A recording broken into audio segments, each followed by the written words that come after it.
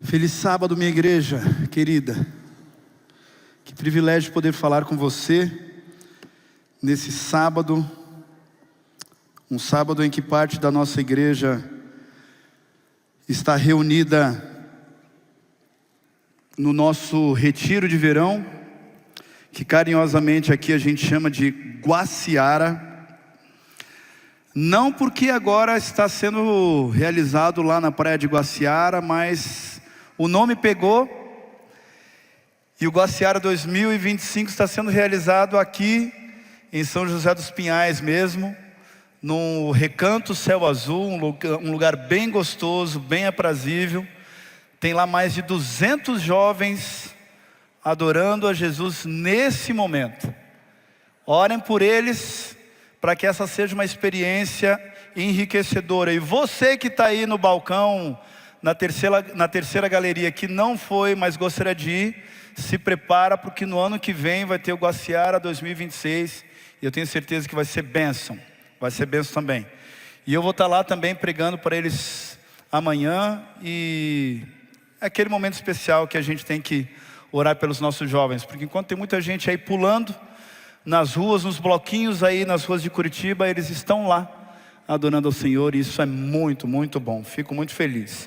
Eu gostaria de saber uma coisa.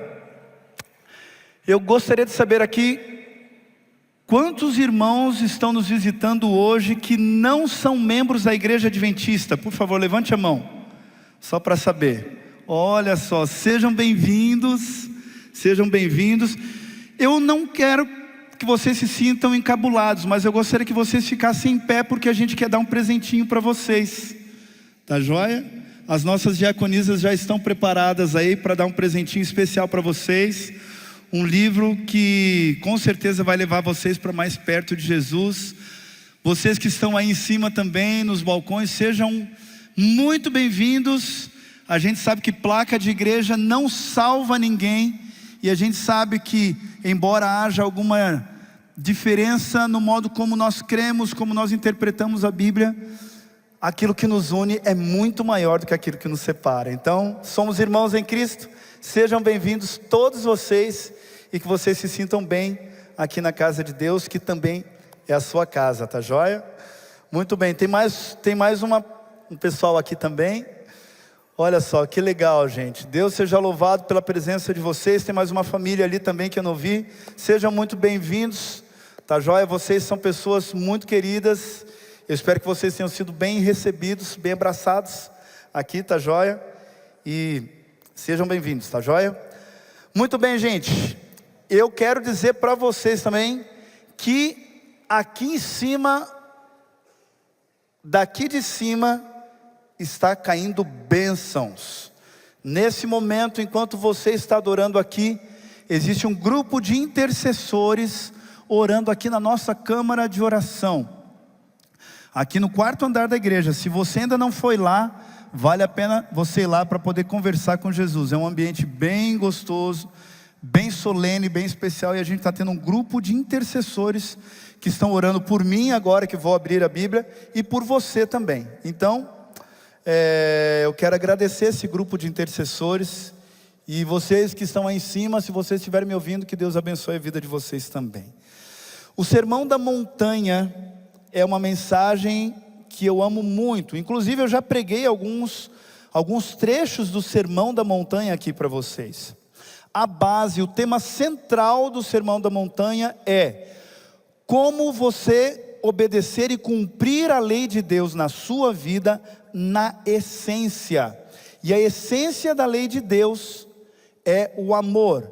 Amar a Deus de todo o coração e amar ao próximo como a si mesmo. E Jesus traz no Sermão da Montanha alguns aspectos práticos a respeito de como a gente pode cumprir a lei de Deus como algo que parte de dentro para fora. Jesus, ao vir aqui, ele saiu nas cidades da Judéia e nas cidades da Galileia pregando que o reino de Deus havia chegado. Ele estava pregando que Satanás logo seria expulso desse mundo, e o reino de Deus seria fundado inicialmente no nosso coração, na nossa casa, na nossa família, para que então, preparados, pudéssemos receber o reino de Deus quando Jesus voltasse, viesse na segunda vez. E ele veio também ensinar que nós que crermos no sangue, no sacrifício e no ministério sacerdotal de Jesus, poderíamos ser filhos de Deus. E um tema muito importante do Sermão do Monte é a oração. Nos versículos, eu quero que você abra sua Bíblia em Mateus capítulo 6, e nós vamos analisar alguns versos desse capítulo, que é o capítulo central do sermão. O sermão da montanha vai de Mateus capítulo 5 até o capítulo 7. E o capítulo 6 está trazendo no seu tema central alguns temas práticos com relação à vida cristã, com relação à santificação. E falando sobre oração, Jesus mesmo diz como nós devemos orar. Mateus capítulo 6, versos 6 e 7. Ao orar, entre no seu quarto e fechada a porta, ore ao seu pai que está em secreto. E o seu pai que vem em secreto lhe dará recompensa. E orando, não usem de vãs repetições como os gentios, porque eles pensam que por muito falarem, serão ouvidos. Verso 8. Não sejam, portanto, como eles, porque o Pai de vocês sabe do que vocês precisam antes mesmo de lhe pedirem. Ou seja, existia uma tradição judaica que as pessoas iam para os cantos da praça e, virados em direção ao templo de Jerusalém, levantavam a voz e faziam orações para serem vistos pelas pessoas, e as pessoas diziam: olha, ele está orando a Deus, esse é um homem de Deus.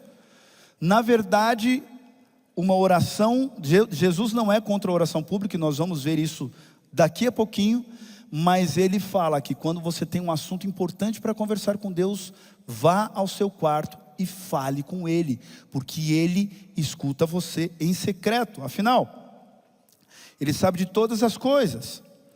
E a oração não é para você informar a Deus sobre aquilo que você precisa. Afinal, Deus já sabe de todas as coisas. E ele mesmo disse aqui, antes mesmo que a gente peça. Então, se Deus sabe as coisas antes da gente pedir, por que a gente precisa orar para Deus? Por um ponto muito importante. É para que você e eu tenhamos a noção do quão dependentes nós somos de Deus. Porque Jesus mesmo disse: sem mim, vocês não podem fazer nada. Jesus deixou a oração do Pai Nosso como um guia daquilo que nós podemos conversar com Deus. Então vamos ler a partir do versículo 9. E eu gostaria que, você que está aí no YouTube, eu não cumprimentei você, me desculpa, seja muito bem-vindo também à adoração a Deus. Que você se sinta abraçado por essa igreja e que você sinta o calor do Espírito Santo aí onde você está, do outro lado da telinha. Mesmo que você esteja longe, saiba de uma coisa: o amor do Espírito Santo nos une e nos torna um, mesmo que você esteja distante da gente. Seja muito bem-vindo. E eu quero que você leia junto comigo também Mateus capítulo 6, a partir do versículo 9. E eu quero que toda a igreja leia em voz alta junto.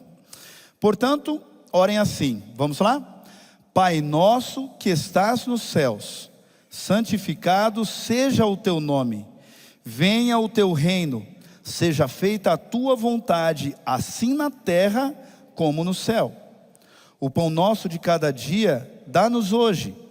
E perdoa-nos as nossas dívidas, assim como nós também perdoamos aos nossos devedores.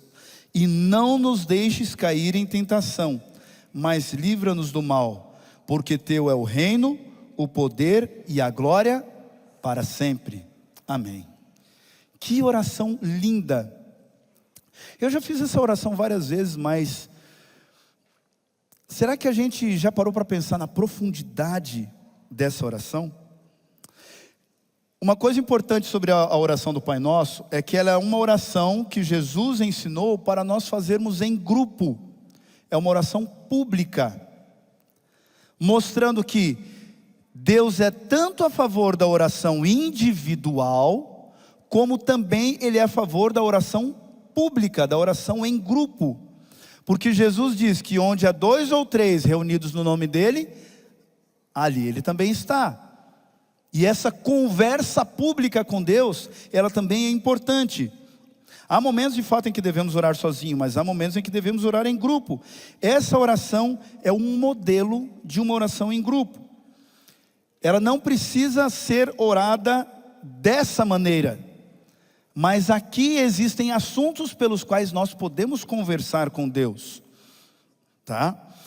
Ou seja, Deus quer que nós oremos juntos porque nós somos uma comunidade de fé, um movimento de crentes que anuncia a volta de Jesus, que amam, aguardam, anunciam e apressam o retorno de Jesus.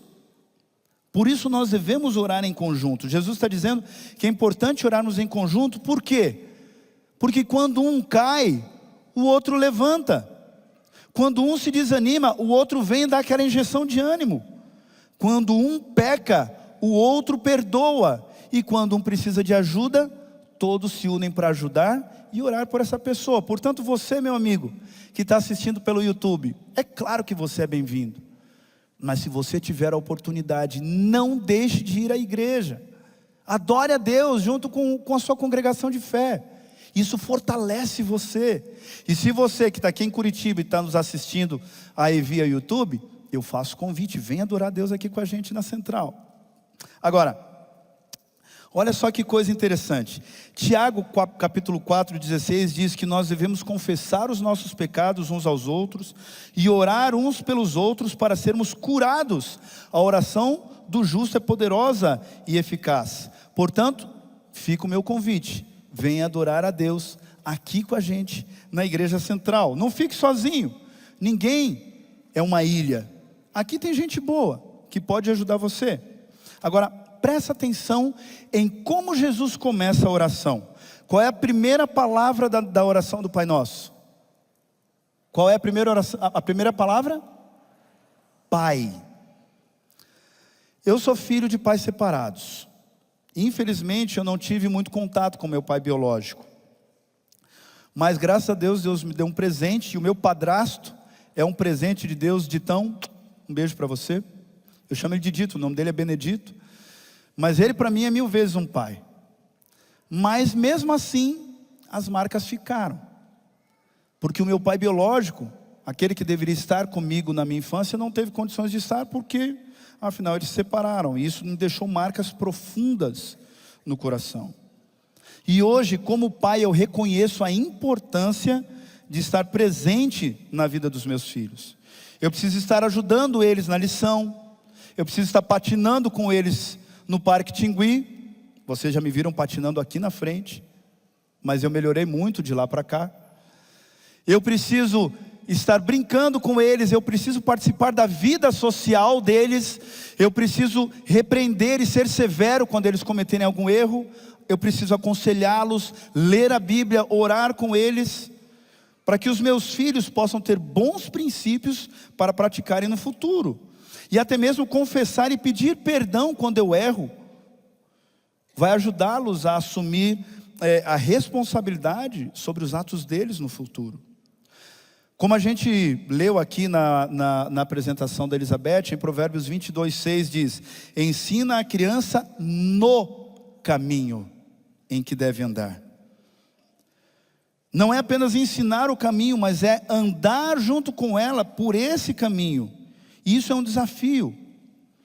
Andar ou não no caminho vai ser uma decisão deles no futuro. Mas se nós, como pais presentes, ensinarmos os nossos filhos no caminho, mesmo que eles se desviem, eles ainda vão saber o que é certo e o que é errado. E por que isso é importante? Porque a forma como nós vemos o nosso pai vai definir a forma como nós vemos o nosso Deus. O relacionamento que você e eu temos com os nossos pais, ele é muito forte para definir o relacionamento que você tem com Deus. Se meu pai é um pai distante, eu vou ver a Deus como um Deus distante. Se o meu pai é amoroso, eu vou ver a Deus como um Deus, como um pai amoroso, digno de respeito. Se o meu pai é autoritário demais, ou ele é displicente demais, eu vou encarar a Deus ou como aquele xerife implacável, ou como aquele amiguinho que não se importa com o que a gente está fazendo de certo e errado, porque afinal Deus é amor. Vocês estão vendo como o nosso relacionamento com o Pai é importante para definir o nosso relacionamento com Deus? Agora, se você talvez não tenha tido um bom pai aqui na terra, saiba que Deus é o melhor modelo de pai para você, porque Ele nunca vai falhar com você. Agora, Jesus nos apresenta a Deus como pai no início da oração. Só que não é um pai de uma maneira formal, tipo, Deus é o meu pai. Não. A palavra que Jesus utilizou ao iniciar essa oração, em hebraico e em aramaico, é a palavra Abba. E olha só que coisa interessante.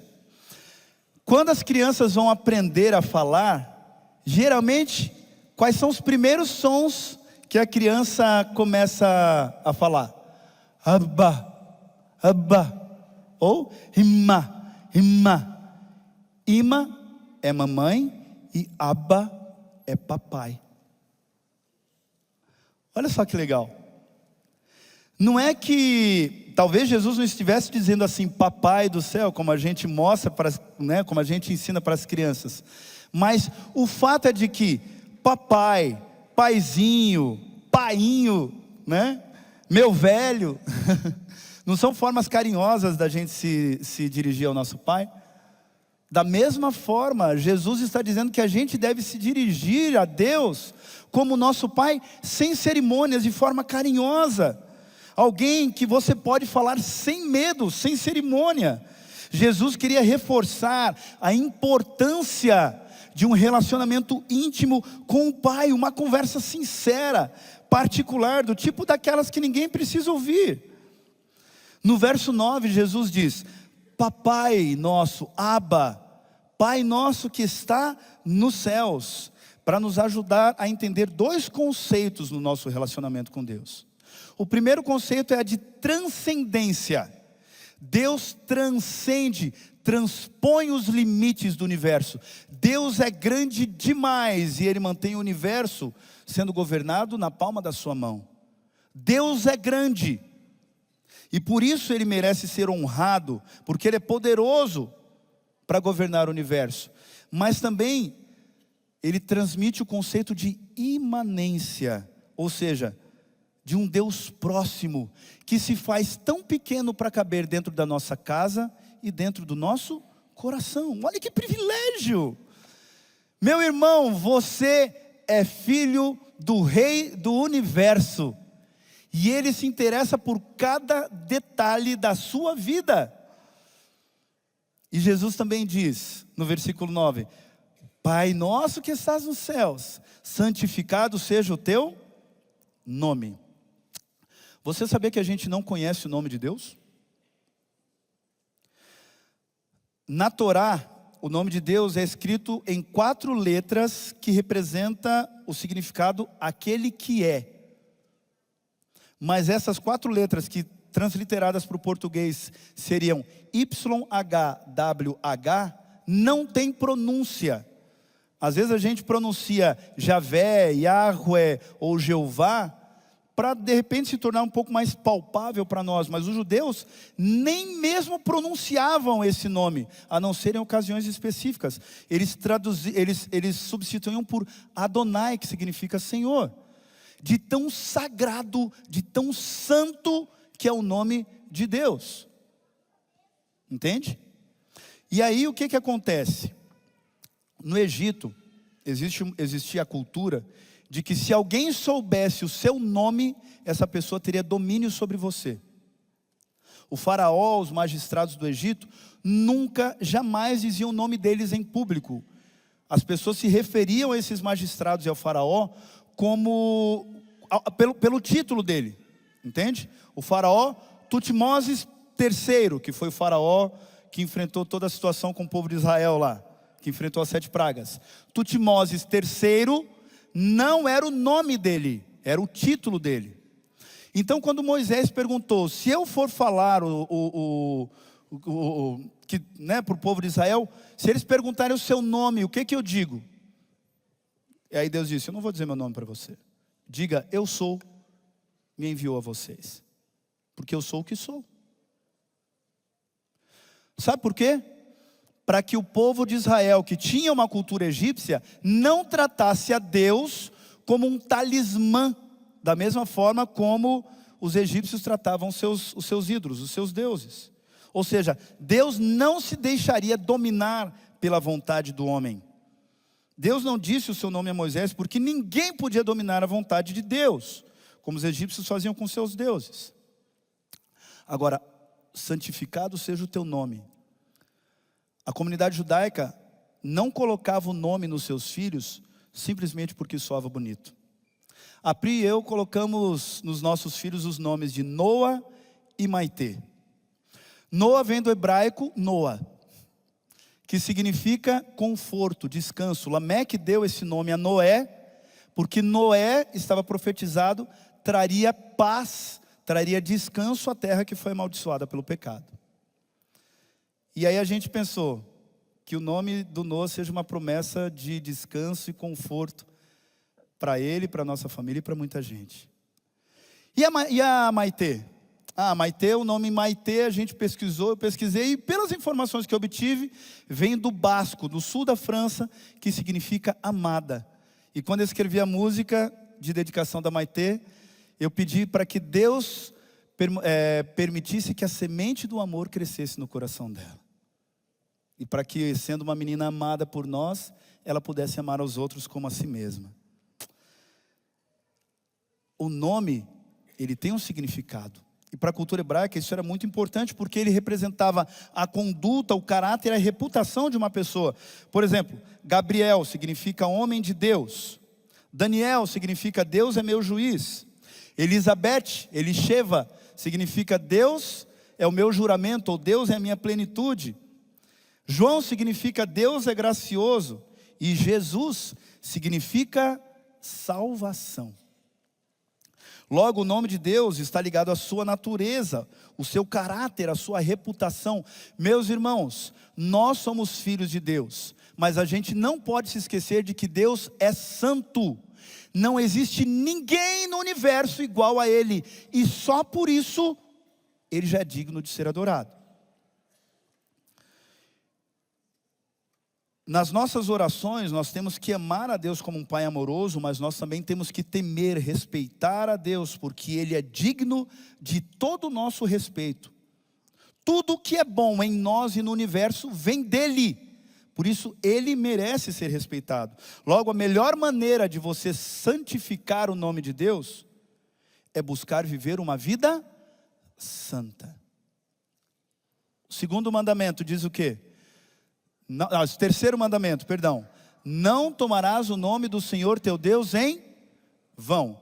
A primeira noção que eu tive desse mandamento é que eu não deveria dizer o nome de Deus de qualquer forma.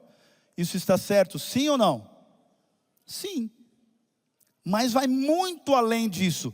Quando eu digo que sou cristão e não estou vivendo de acordo com os princípios bíblicos que Deus nos apresenta, eu estou tomando o nome de Deus em vão. Eu estou profanando o nome de Deus na minha vida.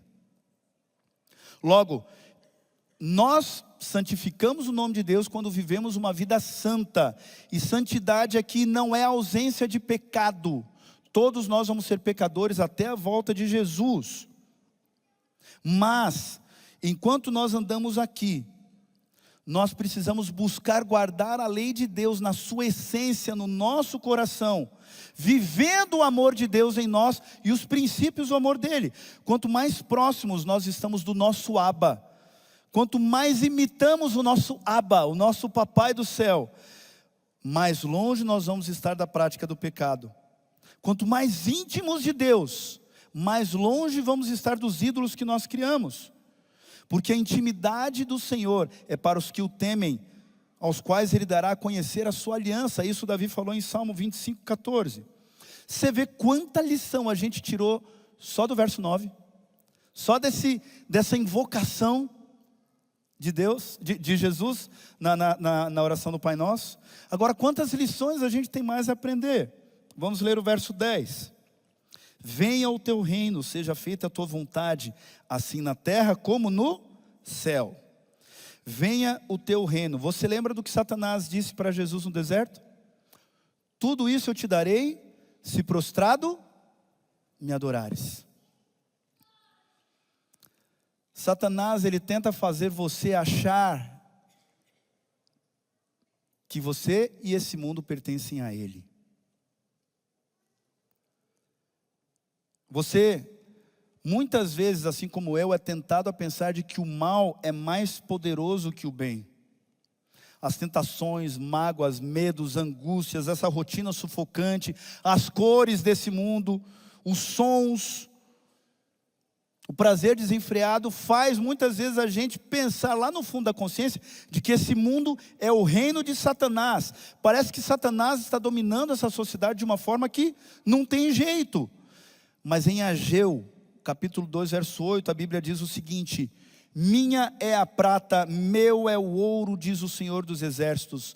Meu irmão, se você acha que a sua rotina, a sua vida está sendo dominada por Satanás, se você de fato acha que Satanás é o dominador da sua vida e que você não tem como escapar dele, me deixa eu dizer uma coisa: Satanás é um ladrão. Ele está tentando roubar a sua vida, mas eu vou te dizer, o bem é muito mais forte, muito mais poderoso que o mal. E o auxílio de Deus está muitas vezes a uma oração de joelhos de distância de você. Você não precisa temer o mal se você souber quem é o Deus que cuida de você. Satanás usurpou esse mundo do reino de Deus. O nosso reino devia estar nas mãos de Adão. Agora está nas mãos de Satanás. Mas deixa eu te dizer uma coisa: Jesus Cristo desceu aqui para estabelecer de uma vez por todas o reino de Deus e expulsar o ladrão. A princípio, Deus quer que esse reino seja estabelecido aí no seu coração, na sua família, na sua casa. Mas logo Jesus volta para estabelecer esse reino de uma vez por todas. E é por isso que nós devemos orar: Senhor, que o teu reino de amor e justiça governe a minha casa, governe o meu coração, a minha agenda. Ou seja, enquanto você espera Jesus voltar para destruir o pecado, de uma vez por todas, você já pode se tornar um cidadão do reino de Deus aqui na terra, vivendo o céu aqui na terra. Seja feita a tua vontade, aqui na terra, como no céu. Você já parou para pensar que faz sentido, como faz sentido nós sermos servos, nós servirmos pessoas que são melhores do que nós? Uma vez aqui em Curitiba, eu estava no evangelismo do 3º ano do teológico, e o pastor João Júnior, que foi pastor aqui em Curitiba, ele falou uma coisa que me marcou bastante, que é o seguinte: se você quer se tornar uma pessoa melhor no futuro, associe-se a pessoas melhores que você. Busque se associar, ser amigo de pessoas que são melhores que você, porque você vai aprender com essas pessoas. Sabe, gente, Deus é bom, faz sentido servi-lo. Se você quer se tornar de fato alguém melhor, você precisa se associar a pessoas melhores do que você, e isso inclui Deus. Deus disse a Jó que os anjos dele tinham prazer em servi-lo, desde antes de a terra ser criada. Quando Israel fez a vontade de Deus, o povo prosperou e refletiu a glória de Deus. Por quê? Porque, como eu disse para você, Deus é bom. Ele cuidou de Israel, um povo rebelde, ao longo de toda a sua caminhada, ao longo de toda a sua história, por mais de 1000 anos. Ele cuida de você e de mim hoje. Nós, que muitas vezes somos cabeça dura e deixamos Deus de lado, e a gente pisa na bola com Ele, e Ele é bom com a gente, Ele cuida de você. Deus é justo, honesto, fiel e verdadeiro. Seguir a lei de Deus é sinônimo de justiça e liberdade e saúde para os que nele creem. Deus é amor. Foi João que conviveu com Deus, que disse o seguinte: nós só amamos porque Ele nos amou primeiro. E Ele nos amou a tal ponto que deu o seu único filho para morrer por nós, para que você e eu pudéssemos herdar a vida eterna. Agora pensa comigo, eu descrevi apenas 3 características de Jesus, de Deus. Deus é bom, Deus é justo e Deus é amor. E para mim, essas 3 características já seriam, existem muitas outras mais, mas já seriam mais que suficientes para pensar e refletir assim: se Ele fez tudo isso por mim, e Ele não precisava, sendo o Rei do universo, digno de toda adoração, e eu piso na bola com Ele, se Ele ainda faz tudo isso por mim, será que não vale a pena fazer a vontade dEle? Se Ele me mandar pular do abismo, eu pulo, porque eu sei que Ele vai ter um bom propósito para isso. O meu tempo como pastor, eu aprendi, em muitas conversas, e aconselhamentos que eu dava, um conceito muito interessante. Primeiro, se você quer entender a vontade de Deus, a primeira coisa que você precisa fazer é estudar a Bíblia e desenvolver um relacionamento de oração. Se você estudar a Bíblia, não é ler, é estudar, buscar tirar lições da palavra de Deus em oração. Essas lições vão fortalecendo os seus princípios, e qualquer decisão que você vir a tomar, você vai tomar baseado nos princípios que você aprendeu com a palavra de Deus. E baseado nesses princípios, é muito certo que a grande maioria das suas decisões vão ser decisões corretas, porque você vai estar seguindo a vontade de Deus, apoiada na palavra de Deus. E se você, de fato, se apoia nos princípios, na vontade de Deus, para reger a sua vida, até mesmo as decisões erradas que você tomar, Deus ainda vai te abençoar. E Ele ainda vai cuidar de você, porque você se coloca nas mãos de Deus. Então, se você quer entender a vontade dEle, seja feita a sua vontade, aqui está o caminho para você conhecer a vontade do Pai: Bíblia e oração. Agora no verso 11, Jesus fala o seguinte: o pão nosso de cada dia nos dá hoje. Jesus nos convida a confiar no cuidado de Deus nas necessidades mais básicas: alimento, moradia, trabalho, dinheiro.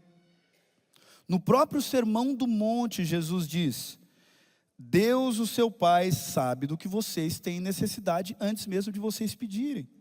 Peça e lhe será dado. Busque e você encontrará. Bata e a porta lhe será aberta. Agora, se Deus sabe antes mesmo da gente pedir, por que a gente tem que pedir? Porque, como eu disse para vocês, sem Deus a gente não pode fazer nada. A oração, meus irmãos, é o exercício da fé. Quanto mais nos relacionamos com Deus, mais confiantes no seu poder, nós nos tornaremos. Vai ser assim nos dias da semana, quando você estiver trabalhando, ganhando o seu dinheiro, fazendo as suas provas, os seus requisitos na faculdade, estudando para as provas na escola. Deus vai abençoar se você confiar na vontade dEle. Agora, e no sábado? Quando o seu negócio, quando você tem um compromisso importante, mas você não pode cumprir esse compromisso no sábado. No sábado você descansa, porque Deus está cuidando de tudo para você.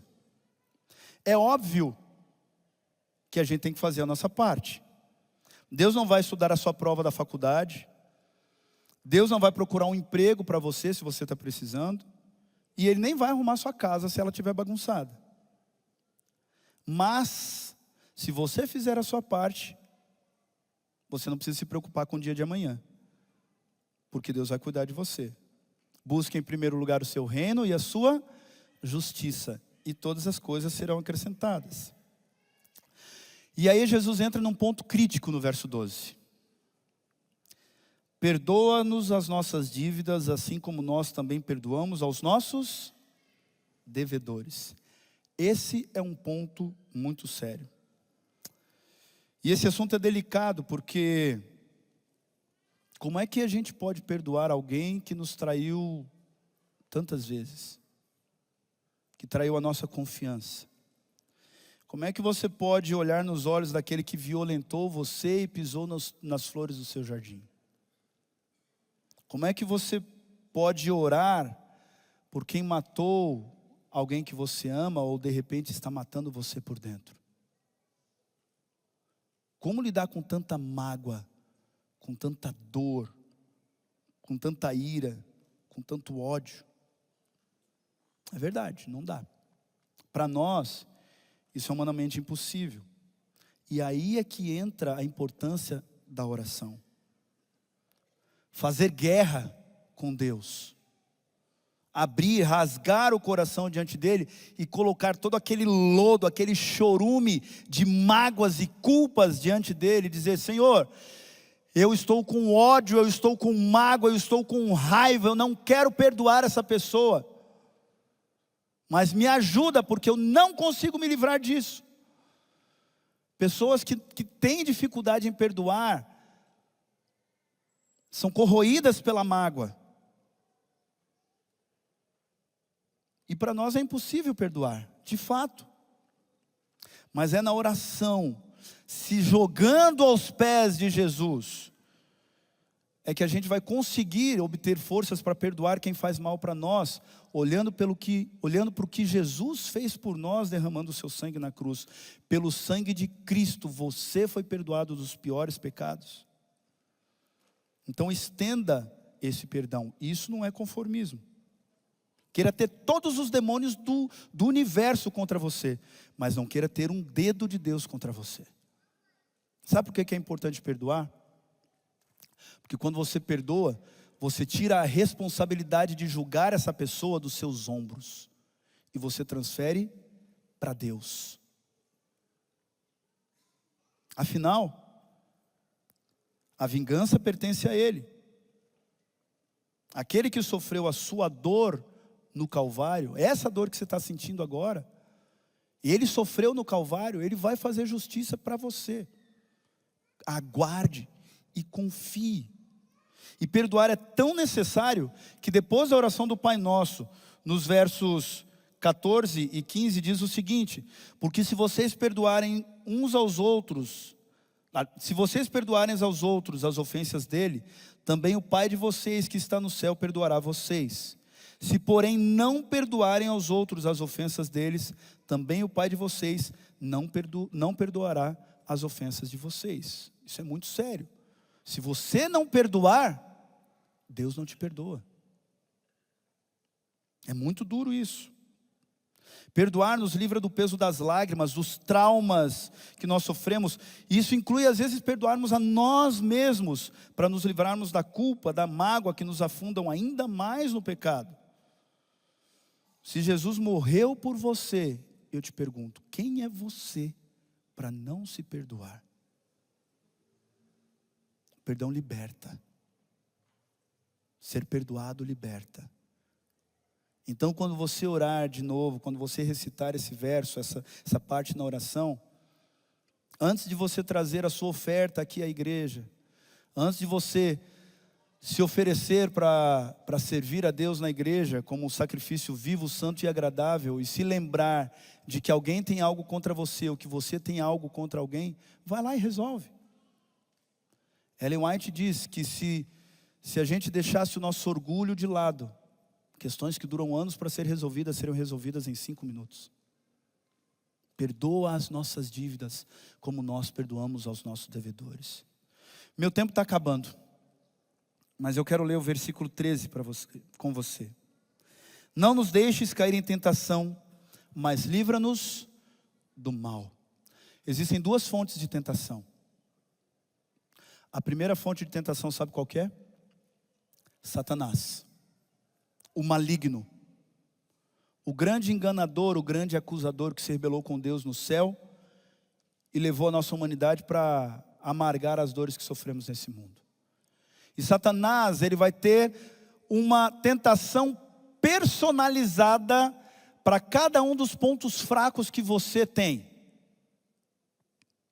Se você não curte fumar, Satanás não vai tentar você a pegar um cigarro e botar na boca. Mas se você curte beber, vão chover no seu WhatsApp convites para um happy hour. Você está entendendo? Satanás e seus anjos, eles têm tentações personalizadas para os seus e para os meus pontos fracos. Então eu digo para você, você precisa estar atento nas circunstâncias em que você está. E não pode desculpar os seus pecados nas circunstâncias, porque Satanás vai tentar colocar você em circunstâncias em que você vai pecar. E a segunda fonte de tentação para o pecado, sabe qual que é? Você e eu. A nossa natureza pecaminosa. Geralmente eu uso aquela figura da bola no telhado. Uma bola que está no telhado, vai cair para cima ou vai cair para baixo? Hein? Vai cair para cima? Para baixo. É a lei da gravidade. É a lei da nossa natureza. Se nós não nos apegarmos a Deus, nós vamos cair em pecado. E eu vou errar de propósito, vamos cair para baixo. Portanto, se você se sente viciado no cigarro, você precisa estabelecer as suas estratégias com Deus. Não passe perto de uma padaria, não vá ao caixa de uma padaria. Se você se sente tentado a beber, não passe perto de um bar.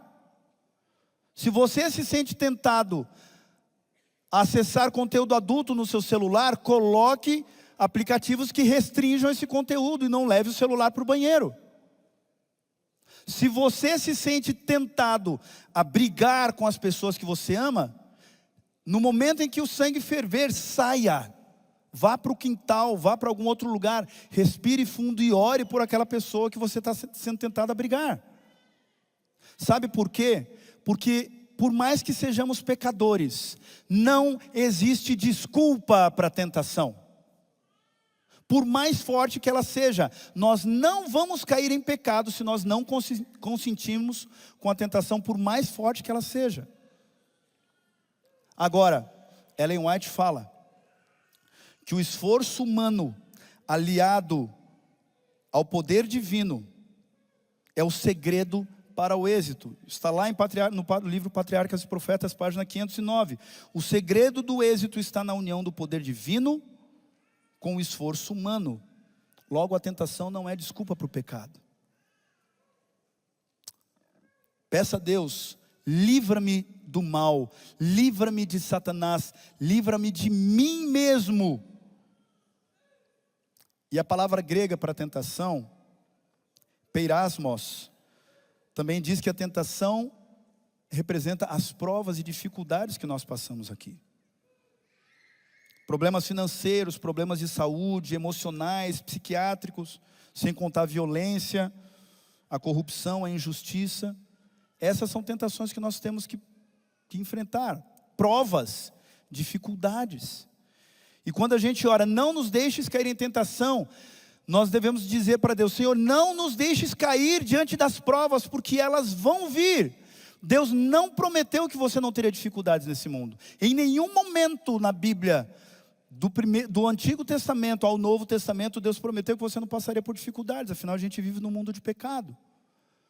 Mas Ele diz, como Paulo fala em 1 Coríntios 10, 13, não sobreveio a vocês nenhuma tentação que não fosse humana, mas Deus é fiel e não permitirá que vocês sejam tentados ou provados além do que vocês podem suportar. Pelo contrário, juntamente com a tentação e com a provação, Deus proverá o livramento para que vocês possam suportar. Ou seja, o poder de Deus vai fazer com que você se torne casca grossa contra o pecado. Mas depende de nós. Tiago 4,7 diz, sujeitem-se a Deus, mas resistam ao diabo.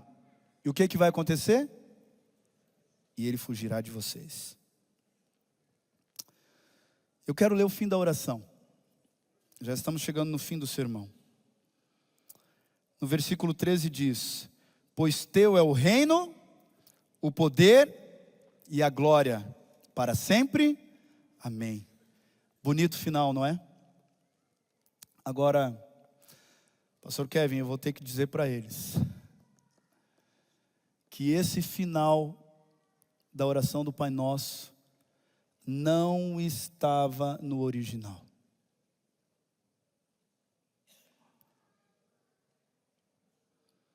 Não estava. Muito provavelmente, algum copista dos maçoretas, que eram aqueles que transcreviam a Bíblia, né, para outros rolos, provavelmente no seu estudo, alguém colocou uma nota marginal, tipo aquelas notas que a gente faz quando a gente está estudando a Bíblia, e aí quando outra pessoa veio copiar aquele texto que havia sido copiado, essa pessoa acabou incorporando no texto essa parte, esse final que a gente chama de doxologia, tá? Sou meio, né, assim, a gente fica meio desiludido, né, ao pensar que, poxa, esse texto então não estava no original, né? Será que a Bíblia é confiável? A Bíblia é confiável, porque a gente tem, de fato, provas para mostrar que a Bíblia é confiável dos manuscritos mais antigos. Agora, por que isso aconteceu? Porque o povo judeu, sempre que ia fazer uma oração pública, essa oração tinha uma doxologia, ou seja, tinha um final em que Deus era louvado, exaltado no final da oração. E provavelmente essa pessoa que copiou, que era um judeu, decidiu colocar essa doxologia a fim de que ela pudesse ser lida na oração em público. Logo, isso não é um pecado, ainda mais porque em 1 Crônicas, capítulo 29, 11, Davi proclama: Teu é o Senhor, Teu Senhor é o poder, a grandeza, a honra, a vitória, a majestade, porque Teu é tudo que existe no céu e nos céus e na terra. Teu, Senhor, é o reino, e Tu te exaltastes como chefe sobre todos.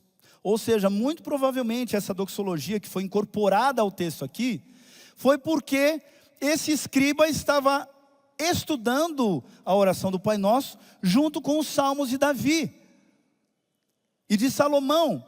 E ele falou: esse é um bom texto para nós colocarmos como uma doxologia, como um final para essa oração. E afinal, eu te pergunto, ainda que o texto não esteja no original, será que isso realmente é um problema? Será que é alguma mentira? A glória de Deus se manifestou por amor a você, no momento em que Ele enviou o seu Filho para resgatar a terra dos seus pecados e colocar essa terra de volta nos domínios do reino de Deus. Ele nos libertou por meio do seu poder, e Ele só fez isso para levantar você do pó. Aliás, Ele mesmo se fez pó para levantar você do pó. E essa é a glória de Deus. Jesus mesmo disse que Ele vai voltar com poder e grande glória para instituir o reino dos céus. Vamos matar a saudade daqueles que nos deixaram. A gente vai viver eternamente com Ele. Venha o teu reino. Que o reino de Deus venha logo. Que Jesus volte logo para instituir o reino dEle. Portanto, não há problema. A gente pode fazer essa oração completa do jeito que está aqui. Porque a partir do momento em que a gente exalta o reino, o poder e a glória de Deus, nós estamos dizendo para Ele publicamente que Ele é o nosso Salvador, que Ele é o nosso Deus, e que nós temos confiança de que Ele vai voltar para nos levar para a eternidade. E Ele enxugará dos olhos toda lágrima. A morte não existirá.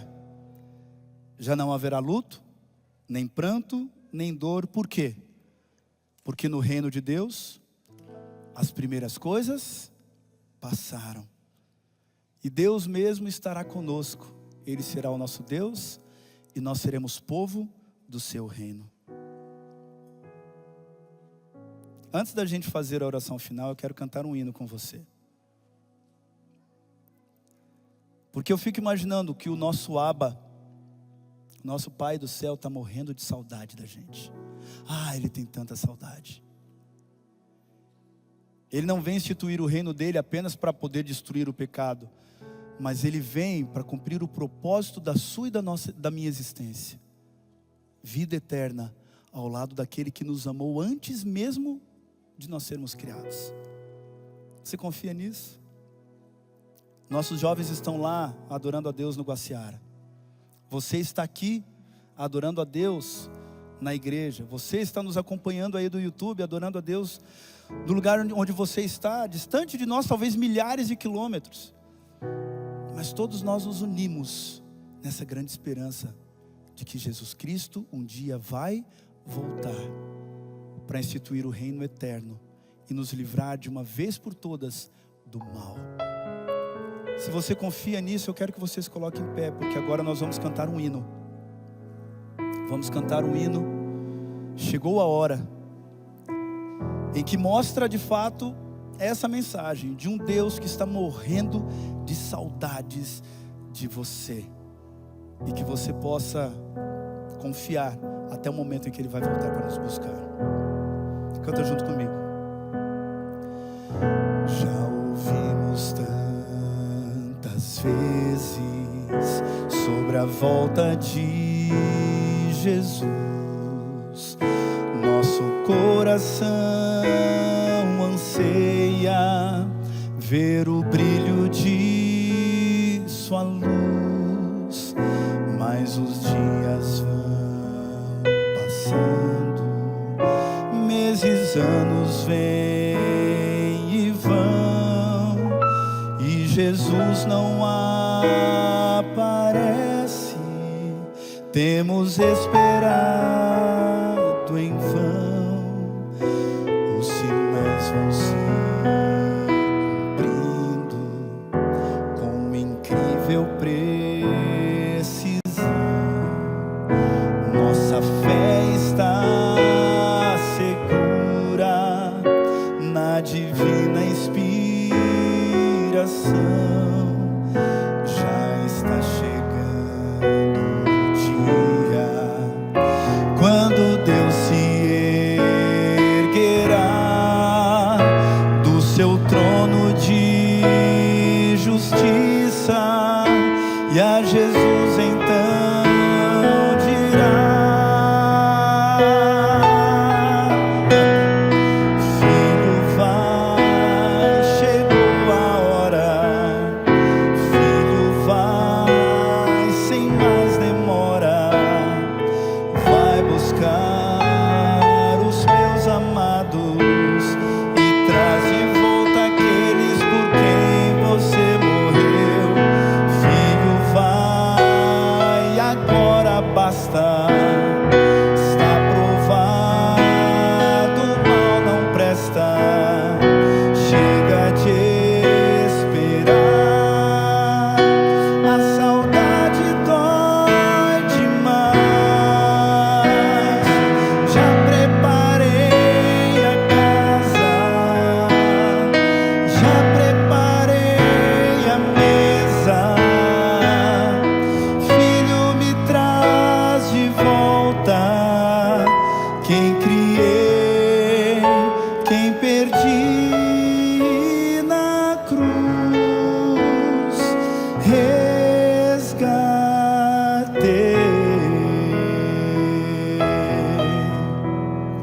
Nosso Pai quer de volta a gente na casa dele.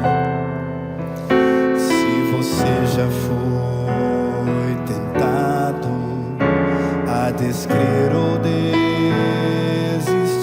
presta atenção, isso é obra do engano para fazer você.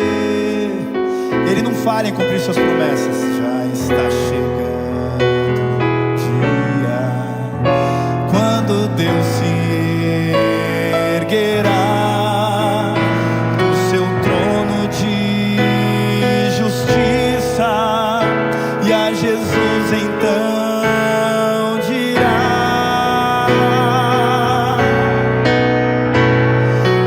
Filho, vai, chegou a hora. Filho, vai, sem mais demora. Vai buscar os meus amados e traz de volta aqueles por quem você morreu. Filho, vai, agora basta. Está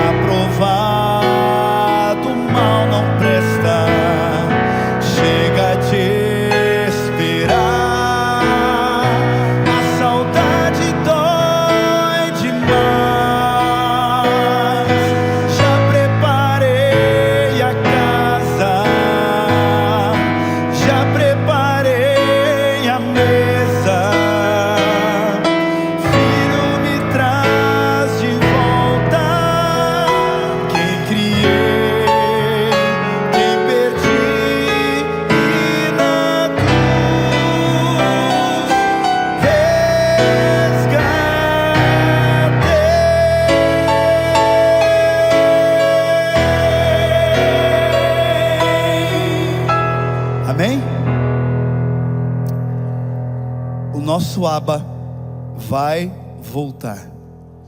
Mas enquanto Ele não vem, que você possa viver o céu aqui na terra.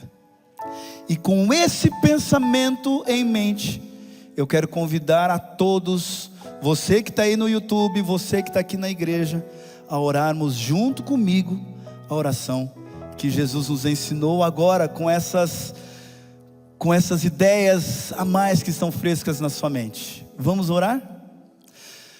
Pai nosso que estás nos céus, santificado seja o teu nome, venha o teu reino, seja feita a tua vontade, assim na terra como nos céus. O pão nosso de cada dia, dá-nos hoje, e perdoa-nos as nossas dívidas, assim como nós perdoamos aos nossos devedores. E não nos deixes cair em tentação, mas livra-nos do mal, porque teu é o reino, o poder e a glória para sempre. Amém. Que Deus abençoe você. Amém. Um feliz restante de sábado.